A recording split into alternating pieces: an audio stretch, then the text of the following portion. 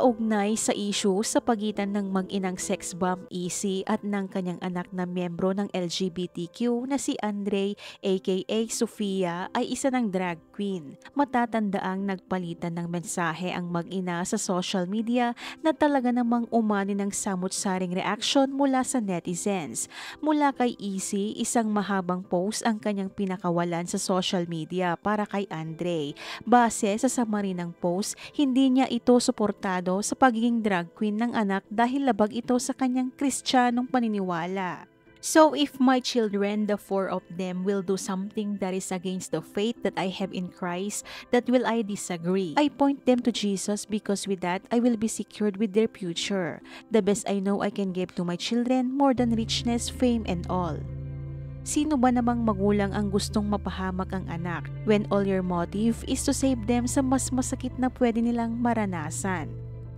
Ang buhay na wala si Kristo, Andre anak, I love you so much to not support you on things that will harm you. I am always here for you, your mama, mahal na mahal kita. Napareact naman si Andre sa mga tinuran ng ina para sa kanya. Sa kanya ding social media account ay ibinahagi nito ang post ng ina at ayon dito ay nagsinungaling siya sa nauna niyang interview nang sabihin niyang sinusuportahan siya ng kanyang inang si Easy sa pagiging drag artist nito. I lied in an interview that she supports for what I am and for what I do just to protect her from any backlash, but there's no point in protecting her because the truth came out straight from her. As much as I love you, you know that I don't want to live in a lie. I am sustaining myself for years now and I am living responsibly honest. I'm tired of this conversation about me being gay and doing drag.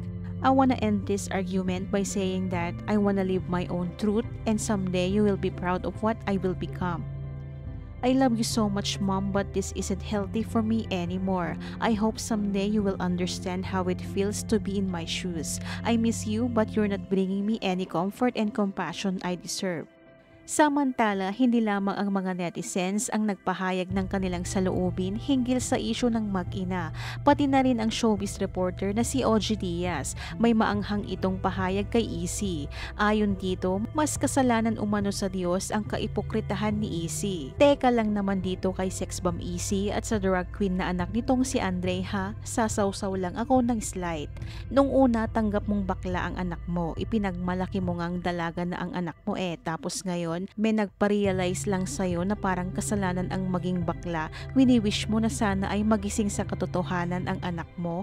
I think mas kasalanan sa Diyos yung kaipokritahan mo. Tinanggap mo nung una tapos ngayon babawiin mo, laban-laban, bawi-bawi. Mas hahangaan pa kita kung sa una pa lang, consistent ka ng ayaw mong maging bakla anak mo. Pinanindigan mo. So masisisi ba natin yung bata kung magsabi siya na hindi na healthy kung magsasama pa kayong mag-ina?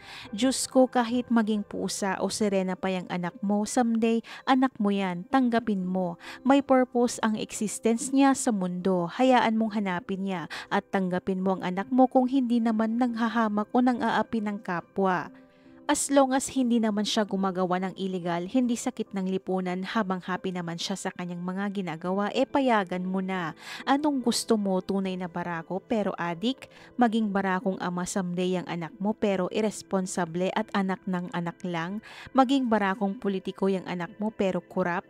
Diyos ko, yung pangalan mo nga baklang bakla, may narinig ka ba sa amin? Sa ngayon, wala pa namang naging pahayag si Easy sa mga naging banat ni OG Diaz sa kanya. Ano naman ang masasabi mo dito? Ibahagi ang iyong komento.